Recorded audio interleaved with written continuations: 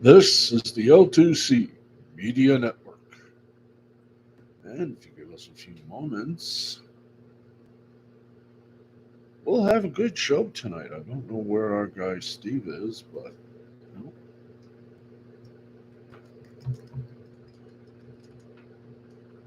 know, come on. Steve's busy for a second. He'll be back. He'll be with us shortly. He's just putting the finishing touches on our board here.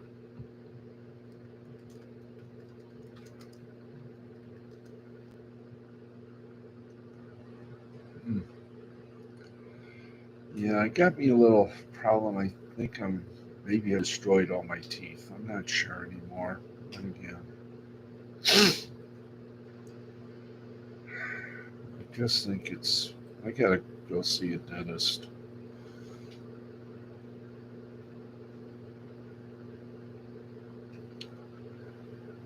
See if I can still save my teeth before they rot out. Oh, I think you're okay, Steve. Thank you. Not gonna be okay tonight, but here we go. Hopefully, we got it. Okay, we are on. Good. Everybody, we're on now. If you are waiting for us, we thank you for waiting for us. And sorry if we're on a little late. Then again, it's been a long and a little tiring today.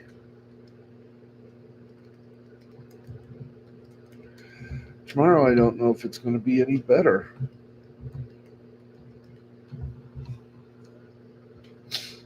But we will give this a try and make it work. Okay. Uh, okay, are we here? Yeah, we're here. Let's go to it. Intro. Live from the fourth floor of the Park Forest apartment complex, the home of the Tom O'Neill Memorial Studios here somewhere in Jackson, Michigan. This is Steve Sporty Balls. I know I should say the L2C Media Network presents Steve Sporty Balls. We'll try to get it scripted. I'm Franklin Pangborn, and here he is, still here, still breathing. Hey, good evening, everybody. Sorry again for the lateness of the program, but we are here. We are glad you're here. Excuse me. In certain areas, and in certain areas, I'm here. But we welcome you to the show. I'm going to hold off on my monologue until the end because I want to say this in respect and in kindness. But to the media covering this story, with the exception of a few, you all suck. And I mean big time suck. And I'll explain that later. Right now, I think all of us need to have a little comedy. We're going to try to do that for you tonight.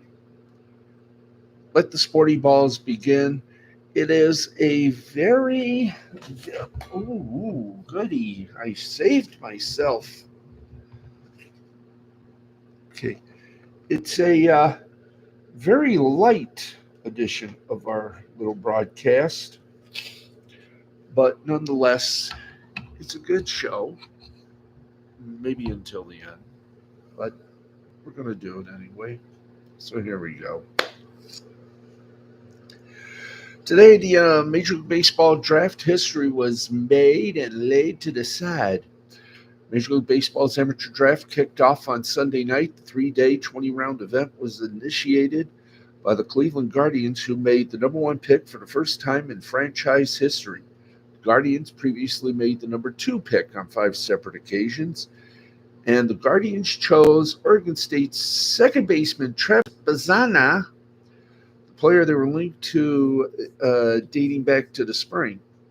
Bazanza was followed by a slew of collegians. Wake Forest pitcher Chase Burns went number 2, Georgia for third baseman, outfielder Charlie Condon, number 3, and so forth. Uh, what makes this guy so good? Believe it or not, he's an Australian. Wow. Yeah, he's an Aussie. Plus, he becomes Travis Mazzana, number 1 pick in the 2024 Major League Baseball draft. Zana is the first second baseman ever chosen to top the draft and also the first Australian-born player ever selected in the first round. He's been Cleveland's rumored favorite dating back to the spring. Clearly, he remained on top in the summer. CBS Sports, our good friends, recently ranked Zana as the number 2 prospect in the draft class. Boy, they were right. Zana, the 21-year-old slash 407, 568, 911 with 28 home runs and more than twice as many walks, 78, as strikeouts, 37, in 60 games this spring. Cleveland is, of course, pretty well set at second base with Andres Jimenez, but now how all the pieces fit is something to worry about another day with the number 1 pick. Take the best player and sort it out later. They were selecting the first overall for the first time in franchise history. Cleveland picked second on 5 occasions, most recently in 1992 when they drafted right-hander Paul Shuey from UNC. The Guardians have also made 5 other top 5 selections. We'll talk about them soon. Mazzana is the first Beaver drafted in the first round since lefty Cooper Hajipe in 2021. Additionally, he's the 3rd top 5 in program history, joining Adlai Rushman, number 1, 2019, and Nick Madrill, number 4, 2018, as well as the first Australian-born player selected in the first round. So, Zana, welcome, indeed, to the big time. Oh, Choyo Raptura.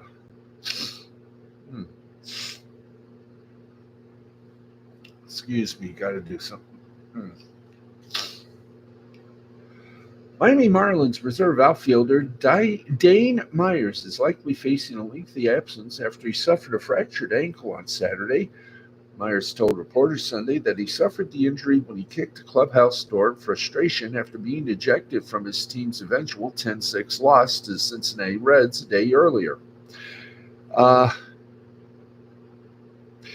Myers believed he held up on what Thomas ruled was a swinging third strike rather than ask for help from first base ump Brendan Miller. As Myers requested, Thomas stuck with his original call, even though Miller presumably had the superior view of matters.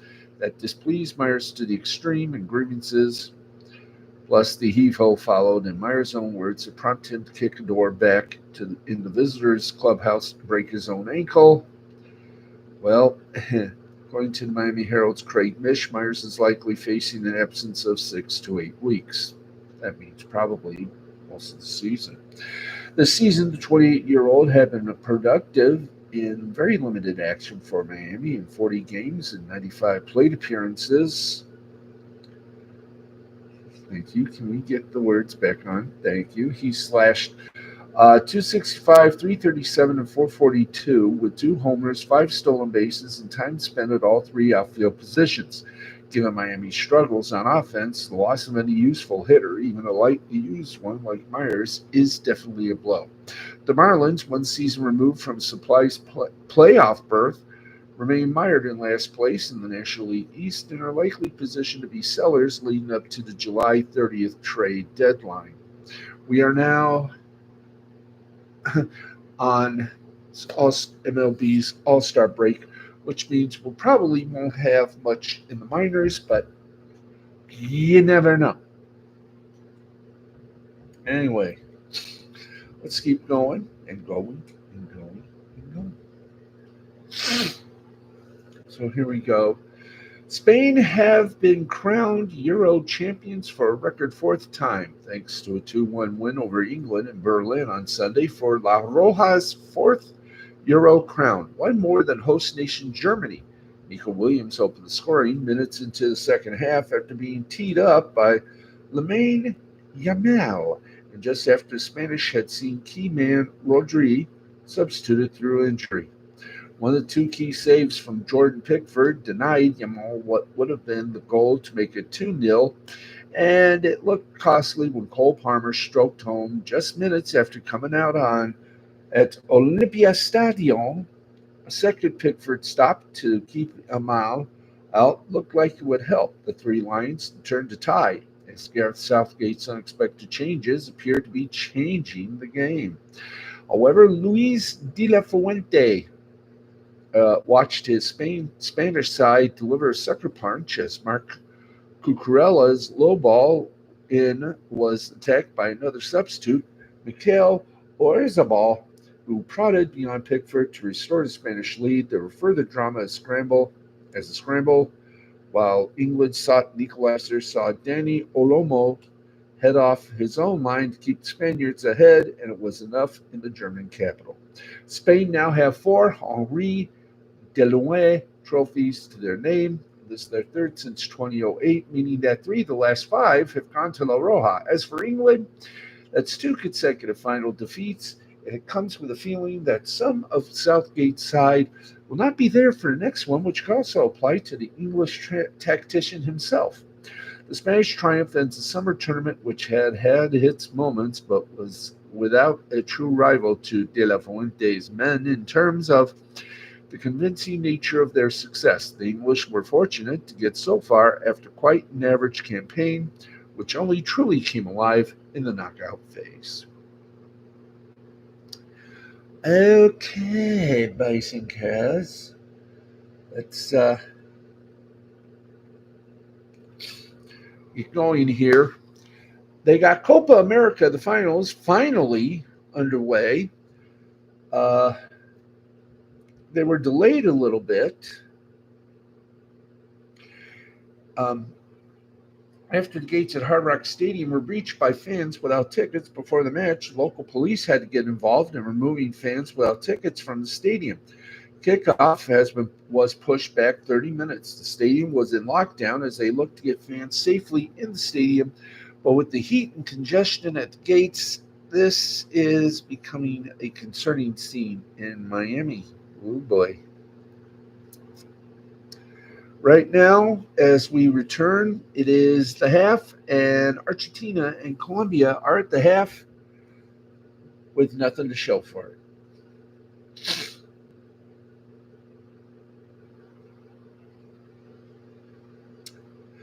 And also, the folks at FS1 or Fox Sports, period, having a little tech issue as their feed had to be replaced by the world feed, and that made a lot of viewers a little bit concerned as the audio from the Fox Sports gang wasn't in sync with the pictures from the world feed.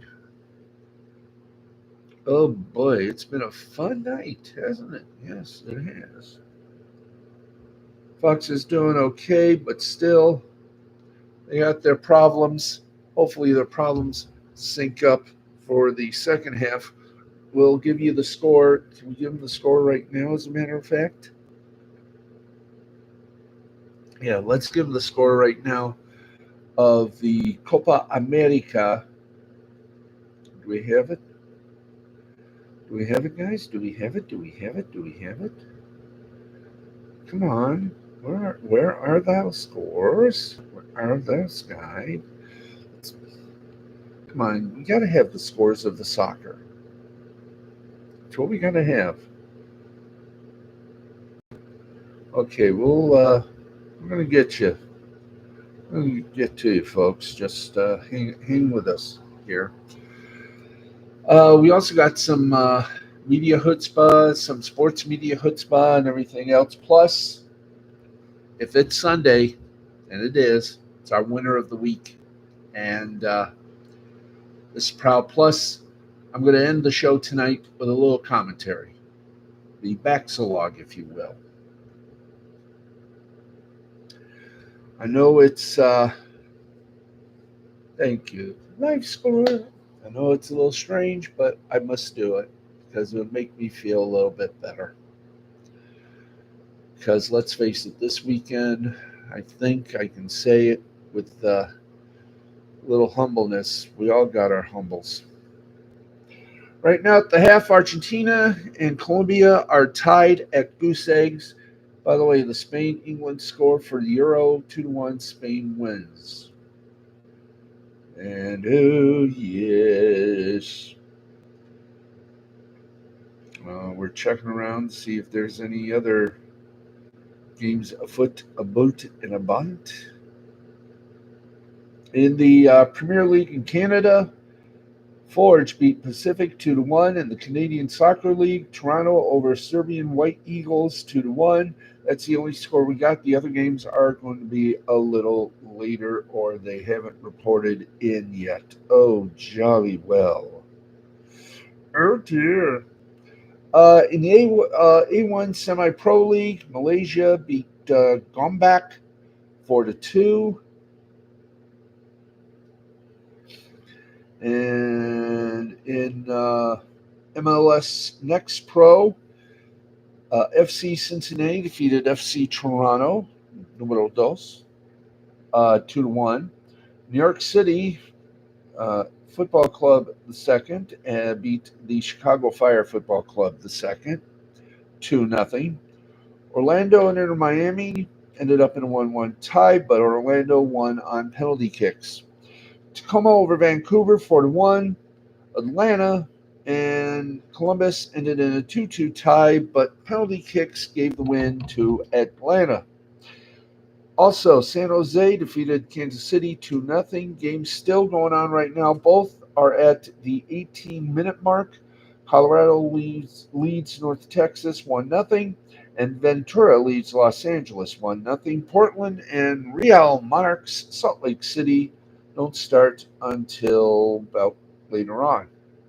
In USL League 2, Kalamazoo over Oakland County 4-1. Ballard over West Seattle 2-0.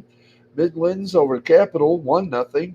San Francisco City leads San Francisco Glens 1-0. The rest of the schedule is leaders, so we may or may not have the scores before we come off and unglued.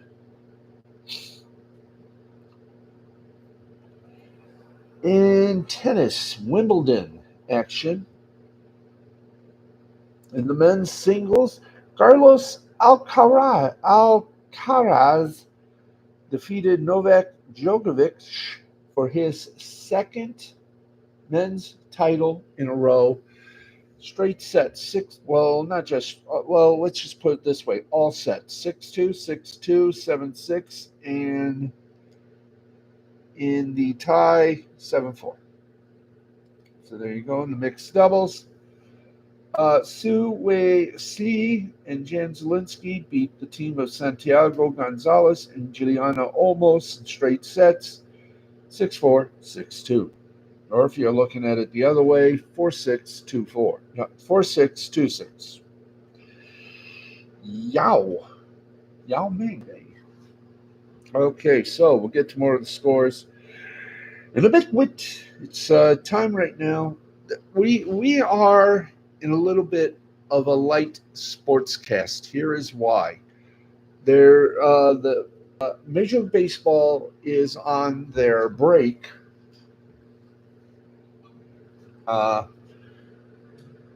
It's on their All-Star break, which means I can talk about the Tigers, but I'll do so on Monday before the All-Star game.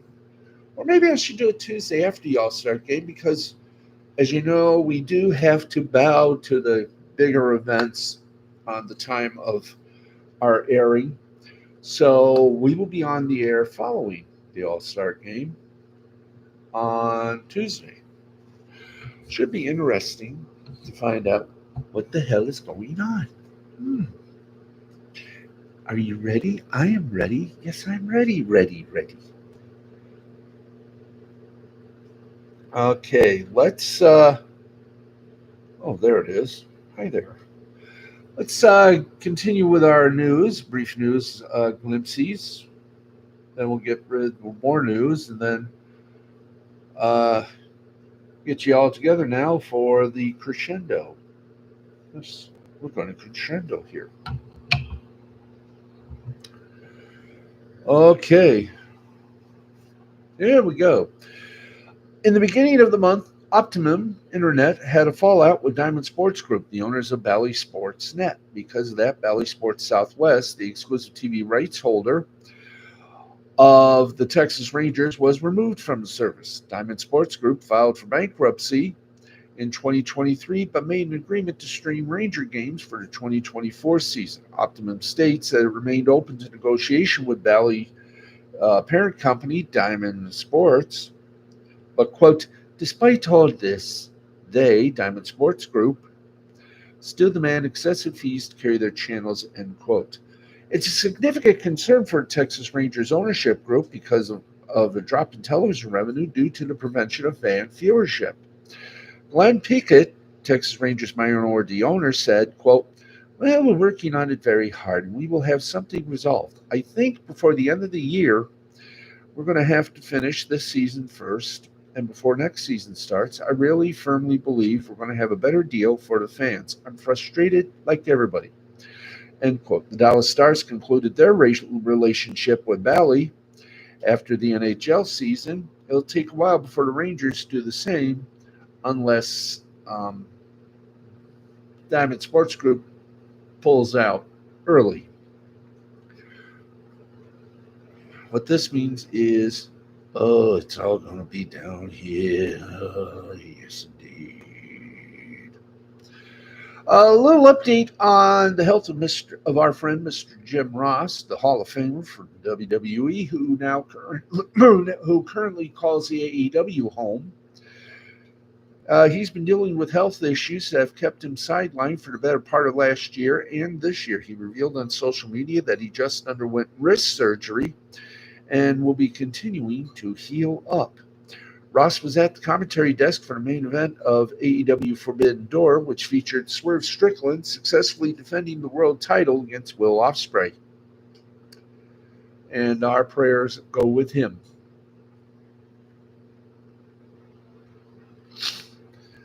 And Redbox, bye-bye. That's right. It's the end of the line for Redbox and its DVD rental kiosk. The movie rental service parent company, Chicken Soup for the Soul Entertainment, filed for Chapter 11 bankruptcy in late June, but it apparently shifted its filing from Chapter 11 to Chapter 7, which means it intends to liquidate its business altogether instead of putting the company through a reorganization. Obviously, they've been watching the news about Diamond Sports Group.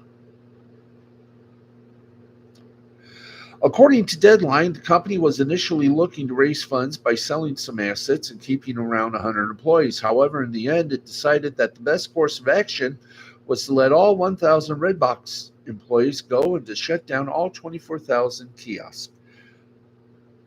U.S. bankruptcy judge Thomas Horan said, quote, there is no means to continue to pay employees, pay any bills, otherwise finance this case.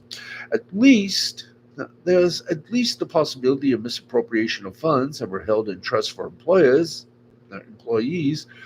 Redbox couldn't pay its people for nearly a month, and its parent company had to secure a loan of $8 million for their salaries and to be able to restore their medical benefits that haven't been active since mid-May. Redbox kiosks, which are typically located in grocery and convenience stores, also in Walmart, a few others, not Walmart, but Walgreens, used to rent out movie DVDs, and Blu-ray discs, as well as video games. In 2019, however, it stopped renting out video games to focus on movie rentals and its on-demand streaming service, affectionately called Redbox. The company is long past its prime, and its rental service is nowhere near as appealing these days with all the streaming services out there. In fact, the bankruptcy proceedings have revealed that Redbox's payroll obligations were higher than its earnings. Still, the kiosk continued to serve people with no access to a strong and steady internet connection who will now have to say goodbye to being able to rent a DVD or two whenever they step out to run errands. Good luck. You'll need it. Here we go. From a friend from Collider. You're gonna love this, folks. We got a little something about Paramount. Two little somethings. Here we go. Paramount Plus is a modest streaming service, but is making a solid effort to stand out in the crowd. Now, for the second year running, the network is bringing back its fan experience. The Lodge, licensed Paramount content, will be available this summer at San Diego Comic Con, a convention that typically inspires large crowds and even more passionate fans. It'll be the site of more fan experiences than one can possibly handle. Paramount released the following statement with key details for the event. Quote, Paramount is bringing the Lodge back to San Diego Comic Con for a second year with more titles, iconic franchise celebrations, and immersive activations than ever before. Located at the Gas Lamps Happy Does, this interactive fan experience will be available to the public starting June 24th from 6 to 10 p.m., July 25th through 27th, 12 to 10 p.m., 28th from 10 a.m. to 7 p.m. End quote. In sightings, fans should visit the many attractions from Paramount Plus's most popular content in 2024. San Diego is the final stop the Lodge will be making this year, as the Lodge is not officially affiliated with the convention.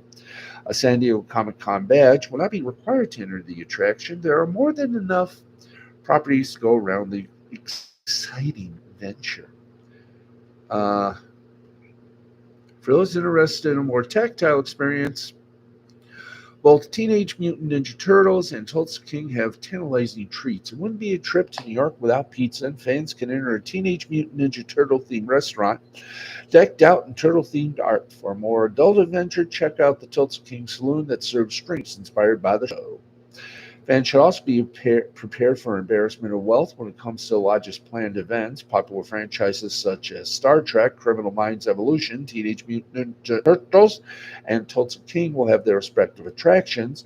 Fans can enjoy experiences and merchandise with every series on display. Trek fans, listen up. You can step onto a starship and decorate t-shirts, while psychology buffs can solve their own cases in the Criminal Minds Behavioral Analyst Unit.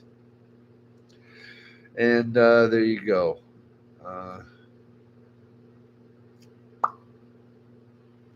There you go, folks. We're just chipping here, aren't we? Yes.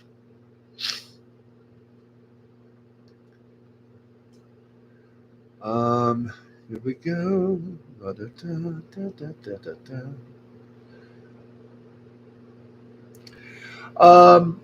Nickelodeon had their Kids' Choice Awards. Here are the winners. Barbie was named favorite movie, and its star Margot Robbie favorite movie actress. Other big winners: Percy Jackson and the Olympians as favorite kids TV show, along with the show Walker Scobell as favorite male TV star. Young Sheldon and star Ian Armitage also took top honors as favorite family show TV and favorite male TV star family, respectively. Spider-Man Across the Spider-Verse landed favorite animated movie, while the long-running SpongeBob SquarePants, celebrating its 25th anniversary, took the favorite cartoon trophy. Timothy Chalamet snagged favorite movie actor honors for his role as Willy Wonka in Wonka. Olivia Rodrigo took favorite female TV star kids trophy for her role as Nini in High School Musical, the series. Taylor Swift snagged 3 awards, including favorite female artist, and Travis Kelce was named favorite male sports star. Obviously not by Taylor Swift. Post Malone received favorite male artist award, which also saw a surprise sliming of presenter Henry Golding. Let's give you the full lumpy Scrumped it.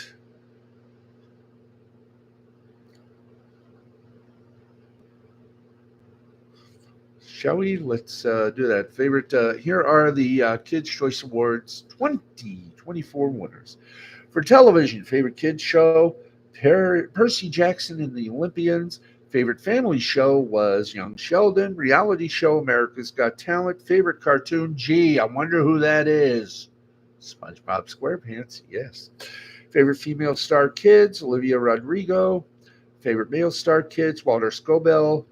Favorite female TV star, family, Miranda Cosgrove. Favorite male TV star, family, Ian Armitage. For Young Sheldon, Miranda Cosgrove, iCarly. Walter Scobell, Percy Jackson, the Olympians. Olivia Rodrigo, Nene, High School Musical, the musical, the series, the cereal, the barf bag. For film, favorite movie, Barbie. Favorite movie actor, Timothy Chalamet, Willy Wonka. He played in the film Wonka. Did they ever make a TV series of it? Well. Favorite movie actress, Margot Robbie, Barbie. Favorite animated movie, Spider-Man Across Spider-Verse. Favorite male voice from an animated movie, Adam Sandler as Leo in Leo. Favorite female voice from an animated movie, Anna Kendrick, Poppy, Troll Band Together. Favorite villain, Jack Black, obviously good choice. Bowser, the Super Mario Brothers movie. Music, favorite female talent, female artist, Taylor Swift. Favorite male artist, Post Malone, Shazam. Favorite musical group, Imagine Dragons. Favorite song, What Was I Made For by Billie Eilish. Favorite musical collaboration, Barbie World, Nicki Minaj and Ice Spice with Aqua. I love saying that name, Aqua. Favorite breakout artist, Renee Rapp. Favorite album, Guts, Olivia Rodrigo. Maybe it was a nod to the Nickelodeon series of the same name. With, I often wondered whatever happened to that hot referee on that show. Favorite global music star, North America, Taylor Swift. Favorite ticket of the year, Taylor Swift, The Eras Tour. Favorite viral song, Espresso, Sabrina Carpenter. What's your sequel going to be? Coffee, tea, milk. Other categories, favorite male creator, Mr. Beast. Love the guy. He's cool. You should see some of his live shots. Those are exquisito. Favorite female creator Lexi Rivera. Favorite gamer, Kai Senat. Favorite social music star, Bella Porash. Favorite creator family, Jordan Matter, Salish Matter. Favorite female sports star, Simone Biles. Favorite male sports star, Travis Kelce. Again, not voted by Taylor Swift. She voted him something else privately. Favorite video game, Roblox. Roblox. Either way. That was it for that. We still got more entertainment. Reporte-Volsky. And we're trying to find it here because we got to show it to you. Yes, we do. Oh, yes. That's what we do. And now let's give you the collision results from last night. In match numero uno, this was from the Scotiabank Saddle Dome, home of the Edmonton Oilers, in Calgary, Alberta, Canada. Match number one, Konosuke Takashita, or for those of you down south, Konosuke Takashita versus Tommy Billington. Winner, Takashita. And it was pretty good. Nice offense. Match number two, the Bang Bang Gang versus London Lightning, Michael Allen, Richard Clark, and Sean Moore. This is not, however, for the trio's titles, for those interested, because Juice Robinson can't defend them, not because these other guys don't deserve a title shot. The BBG triple team Moore for a bit and then beat up on the rest of the jobbers. So there you go. Bang Bang Gang won that one. Post-match. I know we asked for the other shows, but in some cases we have to add to to it. This is one of them because this is a storyline fun-filled effect. Post-match, the EVP, Chris Daniels, interrupts and strips the Bang Bang Gang of the Unified Trios Championships due to Jay White's injury. This brings out Christian Cage and the Patriarchy, asking for the titles to be handed over to him. Daniels then set up the Bang Bang Gang, the Juice Robinson version, versus the Patriarchy for the now vacant title. Patriarchy, of course, Christian Cage, and Nick, what's his name? He has a hot mom that rumors are she's having a little something with Christopher Cage, or Christian Cage, excuse me. I hope it's not true because she can do better. Look at my producer. She could do better. She could, you know, they're perfect together. So, yeah. I haven't heard from Matt yet, so I just, if he's watching on the replay or watching live, Matt, don't worry, I'm not a Matthew, I'm not a matchmaker.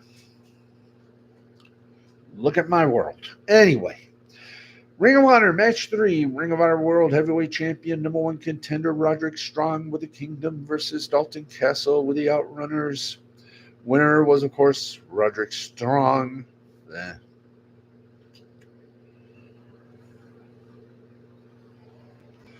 Match number 4 is Nyla Rose taking on Ava Lawless. And the winner was Nyla Rose. It was a squash match. Yeah. Match number 5, Top Flight versus Shane Taylor Promotions. Oh, Johnny. The winner was Top Flight. Shane Taylor and company beat him down after the match as Taylor KOs Andretti. Let's keep going. Ba boom ba ba boom ba boom ba boom ba boom boom. Match number 6, Harley Cameron with Soraya versus Sky Blue. Sky Blue, who are you? Ba ba ba ba. Sky Blue won the match. Bit rough, but again. Match number 7 had the Conglomeration versus the Undisputed Kingdom. And the winner of that, the Undisputed Kingdom. Oy vey. Boom. Now this we deserve, put in the postscript here. Trent is still beating on Cassidy on the outside and tells him to watch this as he rolls inside the ring and puts the boots to Kyle. The Kingdom tell Trent to back off. Kyle and Cassidy rolls in the ring with a wrench. Cassidy cracks Trent in the back of the head, and the Kingdom look on in fear. Kyle pulls down Cassidy as she clotheslines the Kingdom, and all the men convene as we go off the air. Yes. Mm-hmm.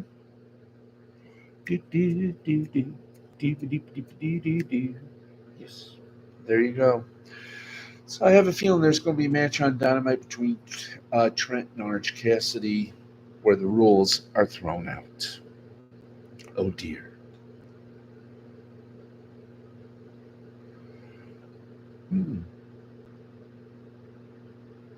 Big Lots is selling a $17 version of a popular kitchen gadget that's nearly 5 times the price. Oh, wow.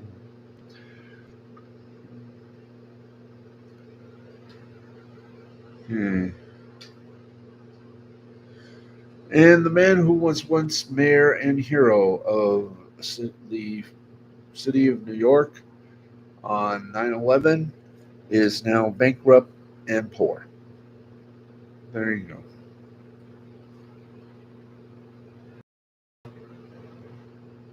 That's all. That's the news right there, kids.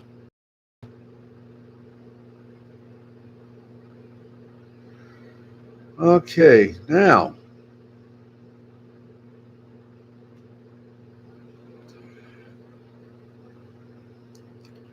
Okay, let us see.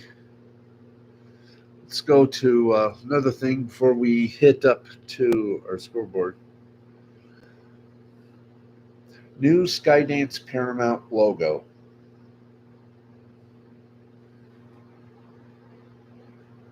and why it needs to be. Yeah, we got a, yeah, we got a.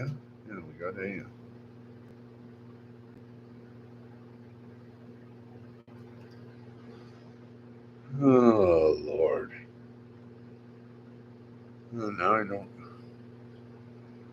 Okay, Paramount Global is officially merging with the production company Skydance. On its first investor call following news of the merger, the company unveiled a new logo as part of the presentation to investors. It reads more like the launch of a private equity firm than an entertainment company. The new logo uses Paramount's legacy mountain motif and circle of stars, but replaces the media company's script wordmark with a new serif version that gently arcs with a curved line underneath. It's set in what appears to be the same font and arrangement as the Skydance logo. The traditional all-cap serif and thin strokes, when paired with its royal blue background, creates a wordmark resembling those in corporate consulting and investing like McKinsey or Citadel rather than other entertainment companies and streaming services, which largely use a script or sans serif type. And here, now we're going to show this to you. Hopefully, you'll be able to see it. Now, here, folks, unhook. Now, here, folks, is Paramount's present logo. Okay, can you see that on screen? There you go. There's the world famous Paramount logo. This is now the logo of Paramount under Paramount Skydance, under Skydance. Are we ready? Are we set? Are we vomiting? There you go. There's the new Paramount logo. I'll have my version debuting Monday night. So,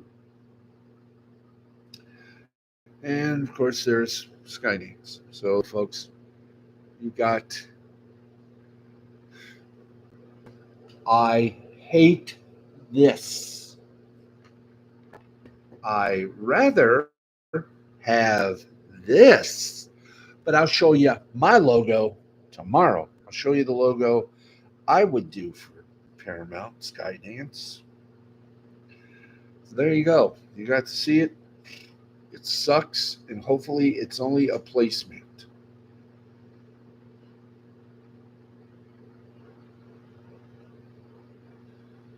Ugh.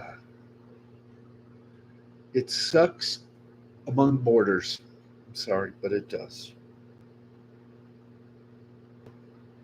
Okay, kiddos. What have we got now? Oh yeah, it's 10:48. We're going to get you the scores right now. Then I'm going to say a few words on what happened Saturday and just what we need in this world. So prepare for that. Let's give you the scores. And yes, friends, we got your scores. On the for the WNBA, here comes the Sun as they beat Mercury 96-69. The Aces beat the Mystics 89-77. The Fever gave Lynx the Cold 81-74. And there was a storm that beat up the Dream 81-70. In the Genesis Scottish Open, oh, the excitement. We want to tell you about it. We'll have to tell you about it tomorrow at 10 o'clock. Robert McIntyre won at 18 under par. Adam Scott was second at 17. Romain Langesco was third at 15. We had a tie for fourth between Aaron Rai and Rory McIlroy at 14 under. In the Kentucky Championship, golf, of course, in Nicholasville, Kentucky, in the final that had a playoff, Harry Hall won the playoff after shooting down. Well, Harry Hall won with a 22 under. Matthew Neesmith and Matthew Neesmith, Zach Baer, Rico Hoey, and Pearson Cootie all ended up at 22 under. But Harry Hall won with a very nice thing. Yes, yes, he did. Harry Hall hit a 69, while the rest got stuck in their little world. But we'll tell you all about how Harry Hall won tomorrow. Let's get back to the regulars.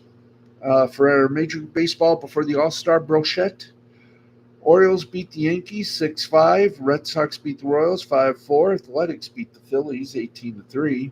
Rockies over the Mets 8-5. Tigers over the Dodgers 4-3. Marlins over the Reds 3-2. Rays over the Guardians 2-0. Rangers over the Astros 4-2.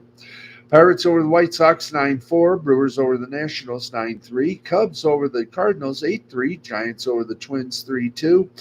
Angels over the Mariners 3-2. Blue Jays over the Diamondbacks 8-7. And the Braves over the Padres 6-3. And we got time. We got about 9 minutes, although this says we got further. Let's see. Give us, is there a scoring update? Yeah, let's give you a scoring update from Copa America if we can. And we should. We should have an update from them. And we do. We promise you. Don't look now, but we promise these things to you all. And we deliver.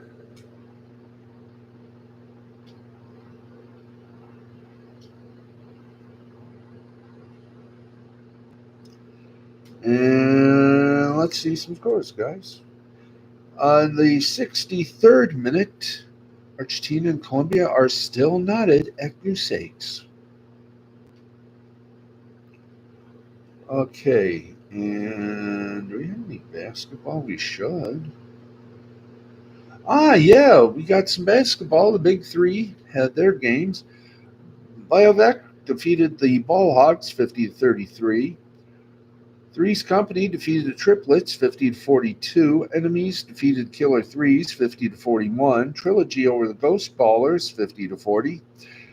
Aliens over the Power 50-41. Tri-State over the Three-Headed Monsters 50-36. Let's go with the regular season WNBA. Connecticut over Phoenix 96-69. Vegas over Washington 89-77. Indiana over Minnesota 81-74. And Seattle over Atlanta 81-70. In the Vegas Summer League for the NBA, Cleveland over Milwaukee 112-81. LA Clippers over the Brooklyn Nets 87-78. Minnesota over Indiana 105-94. Houston over Washington 109-91. Orlando over New Orleans 91-86. San Antonio squeaked by Atlanta 79-76. Denver defeated Toronto Denver leads Toronto 49-42 in the third quarter. In the second quarter, it's Golden State over Chicago 27-23. Now then, I think we got a little time left. Oh, we got a lot of time left. Let's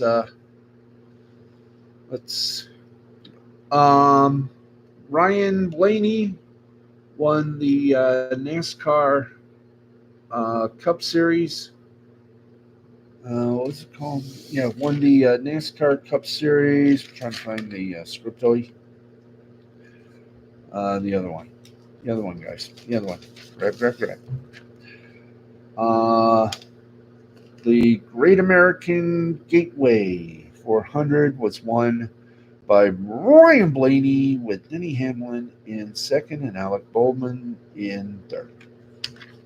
Okay, there we go. I think we've effectively just done it and done it. Oy.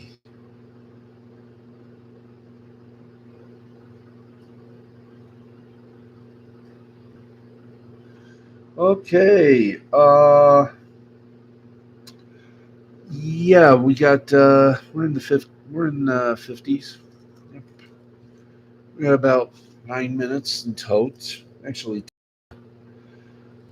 take time to make time. MILB scores. I found this on the web. Thank you. Let's go to it. Let's give you all the scores from the minor leagues since we're going to probably be doing that all this coming All-Star baseball week. And we'll get to do more and more and more and more and more and more and more and more and more and more and more and more. I'm not going to a game. I'll have to wait till next year. Maybe I'll go to one. But here we go. Let's see. Oh, all scores. All the scores. Dankeschön. And here we go with Power and Brilliance. Second to none. Thank heaven for that. And thus, and thus, and thus, and thus. You're kidding me. We need today's scores. Thank you. Thank you. July 14th, which this is. Let's get to tonight's scores. Everybody sing. Everybody dance. When we get tonight's scores, love. Yeah!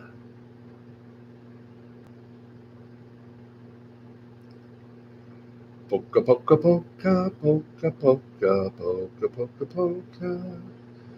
Yeah, baby, it's a polka. We love a polka. Okay, let's start off with the games that are still going on.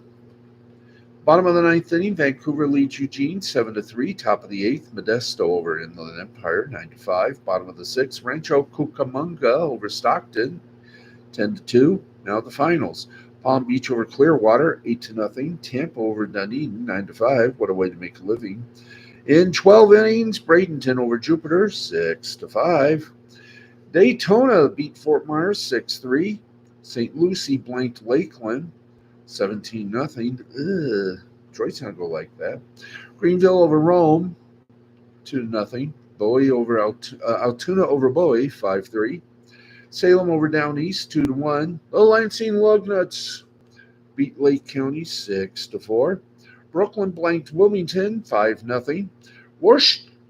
Worcester defeated Rochester 5-0.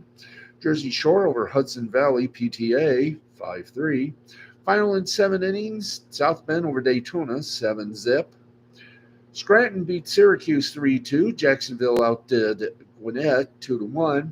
Aberdeen over Asheville 8-7.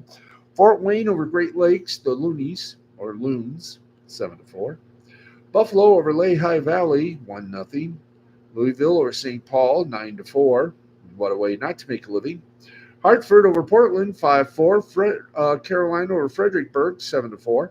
Columbus over Indianapolis 6-5. Binghamton over New Hampshire 3-2. Erie over Somerset 6-1. Harrisburg over Richmond 6-1. Corpus Christi over Tulsa 5-3. Delmarva over Lynchburg 9-0. Quad Cities over Peoria 6-1. Arkansas over Midland 5-2. Final in 6. Greensboro over Winston-Salem 4-1. Albuquerque over Tacoma 5-4. Beloit over Cedar Rapids 3-2. Nashville over Iowa 3-2. Memphis over Norfolk 8-5. Final in 11. Bowling Green over Hickory 7-4. Springfield took a let's try it again. Springfield walloped Wichita 16-9. Final in 11 innings, Oklahoma City 5 to El Paso 4. Amarillo over San Antonio 4-2. The completion of a July 13th game saw Wisconsin beat West Michigan Whitecaps 5-3. Chattanooga over Biloxi 5-7. Mississippi over Birmingham 5-4. Salt Lake over Sacramento 4-3.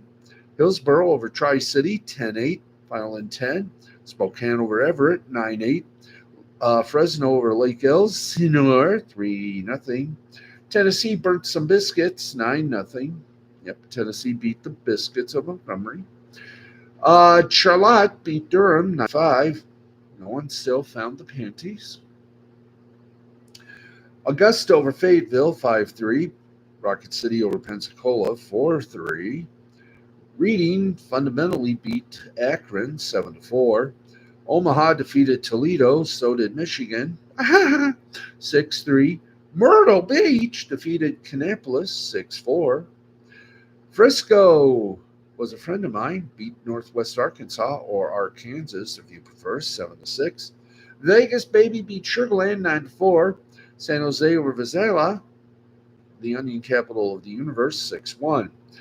In the top of the third, Columbia leads Charleston 2-0. Game suspended due to, well, either darkness and or, rain.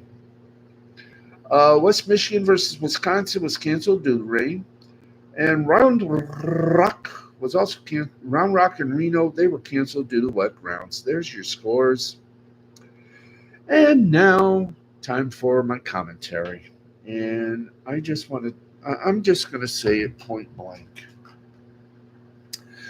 This Saturday, we all saw it. We saw uh, a live assassination attempt against Donald Trump, presidential candidate, presidential nominee. He was 1/10 of a meter away from having his head shot off. Luckily, the sniper, the a-hole who did the assassination attempt, the 20-year-old, not a 68-year-old, but a 20-year-old, missed, but he is no longer. He will no longer even reach 21. Secret Service came a little late to the game to take care of him, but somebody did. Mr. Trump is doing okay. It hit his ear, bled, and the picture that is going to be put on every newspaper will be him dramatically lifting his fist and saying, "Fight, fight, fight," as he was being carted away protectively by the Secret Service. He's in Milwaukee because tomorrow the Republican National Convention starts, so all your local and your network TV folks are going to be, your network TV shows from either 9 o'clock or 10 will be preempted. Boy, howdy, you got a week of that coming up. But today, the president, I hate to say it, but Joe Biden, he said we all need to tone down the rhetoric. This from a person who in Detroit on Monday said, "I've had enough. We've done talking about the debates. It's now time to put a bullseye on Trump." Plus a few other words that have been bandied about in the media. I have to ask a question, though. If we go over, so be it. But here's my question. We used to have a media that was our eyes, ears, and mouth. We don't have that luxury. The media is now bought and paid for and continues to ignore the obvious, continues to fan the flames. Can Mr. Biden's words calm it down a bit? I don't know. All I know is I'm getting sick and tired of it all. And I would like to ask all of you, and I'd like to ask both parties, enough is enough. Hate has no place in a political world. Hate has no place anywhere. The assassination attempt on Donald Trump's life is a wake-up call, and it should be a wake-up call for all of us. We live in the United States of America. We don't live in a banana republic like the Democrats want us to be. One party, one vote, no one speaks. We live under a constitution. We don't live in a democracy. We live in a republic. And I, for one, just want us all stop the hate. to stop the hostilities, not just during an election year, but every day. We don't need any more bullying from anyone. I'm not going to cry, I'm not going to shout. I'm just going to ask one thing. And it's something that, yes, I'm going to intone it. Rodney King said it best. We still haven't learned. Hate has no place in a society. Hate has no place in politics. Hate has no place, period. Can we all just get along? As for me, I just want everybody to love one another, to cherish, to respect.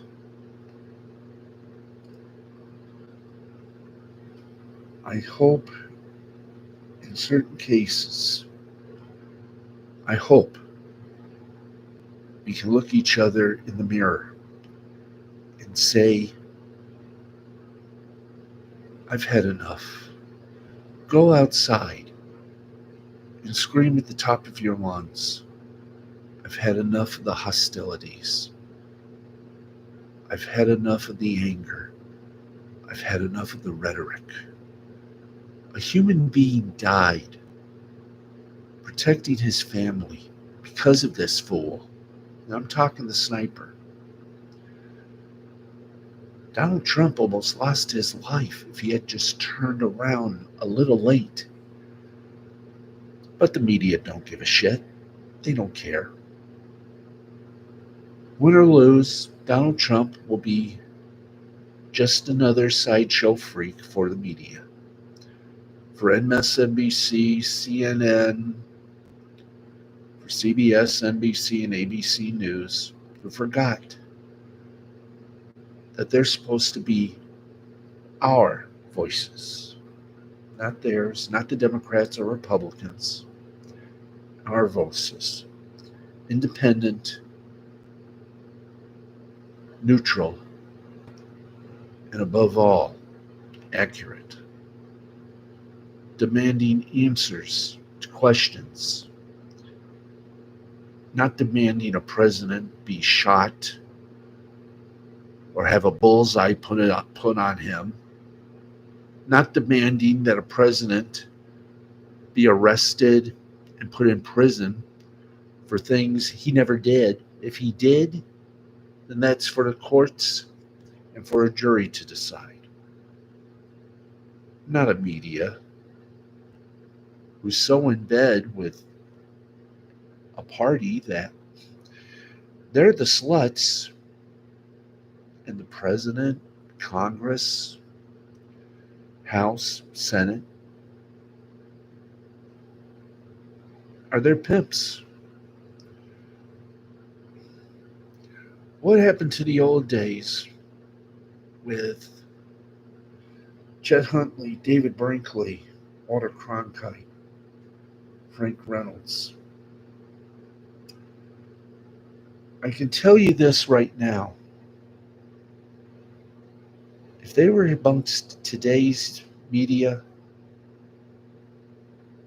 they'd be so ashamed. In fact, they are.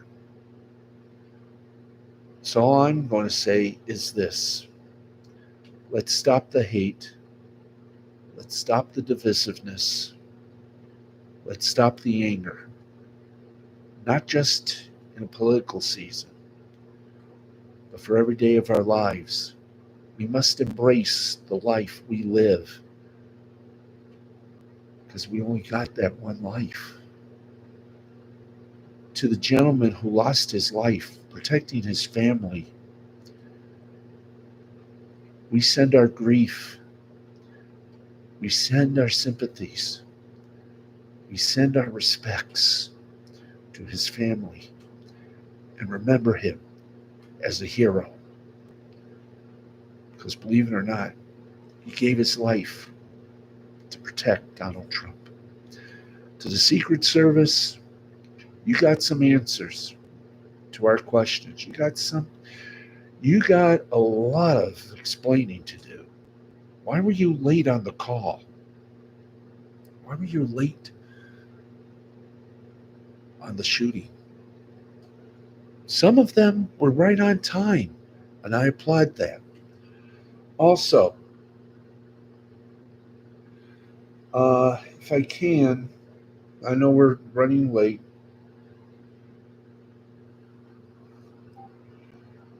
BBC news anchor O'Donoghue.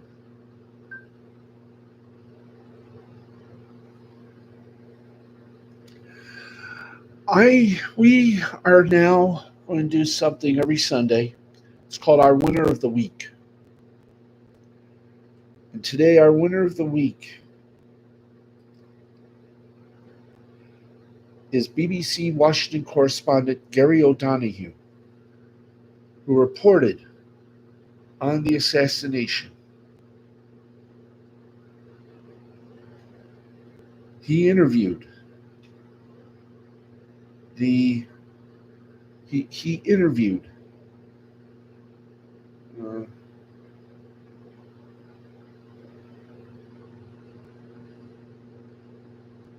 he interviewed a witness to what happened Saturday.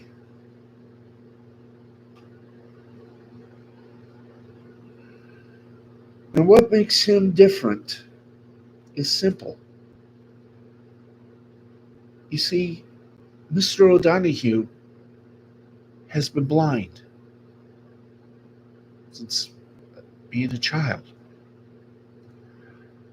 Yet he does his job every day. And yesterday, he was spot on. He interviewed a witness.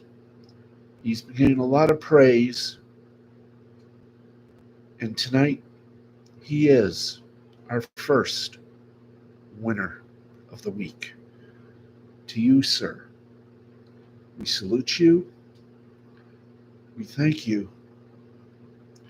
And with respects, we thank you for your honest coverage and the way you did the interviews so well. You are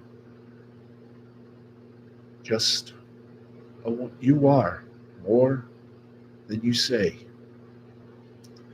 because you, sir, have the gravitas to do your job and to do it very well. And with that, I say to you all, thank you for watching.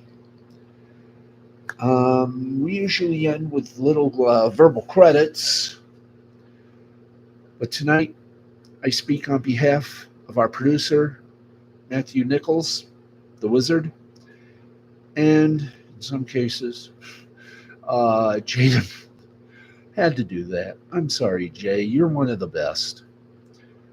And to Jay the Brain with two N's to avoid legal, I'm Steve the Baxman Baxley. Thank you all very much. And in closing, I bid you all good night with love and a deep bow. Please remember, in this time, let us never forget to be kind and to be nice. All of us here at the L2C Media Network and my pseudo production company, Mystifying Creativity, stand with those who truly believe this country needs to change. This country's got a wake up call. We all need to look at ourselves in the mirror. And for our own mental health, we must be kind and end the hatred and end the hostilities. We got the call. We got the wake up warning. It's time to just be kind. Good night, everybody. So we'll see you tomorrow.